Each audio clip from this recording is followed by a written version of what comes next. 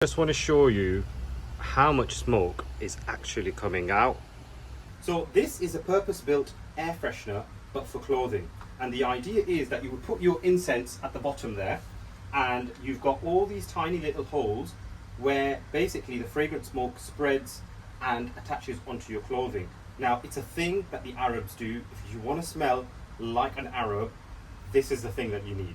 Now, this is something which is present in most Omani households. So if you come to the Sultan of Oman, basically don't leave without purchasing something like this.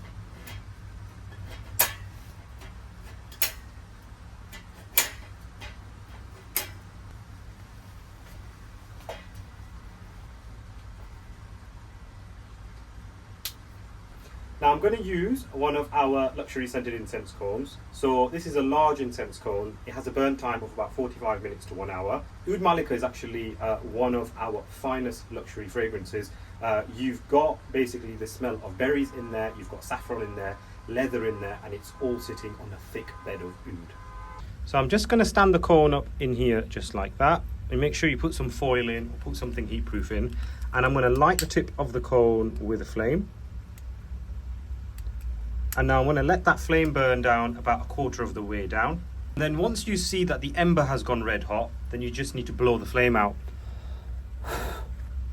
Now what I'm going to do to stop losing the scent is I'm actually going to lower this lid down, and that's going to contain the smoke, and that smoke now is going to go right up this channel.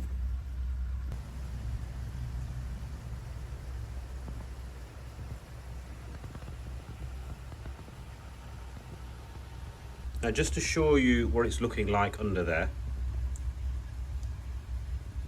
Now generally speaking, if you're doing this indoors, you might not need to pop the lid down, but I'm doing this on my balcony at the moment, and there is a bit of a draft in the air.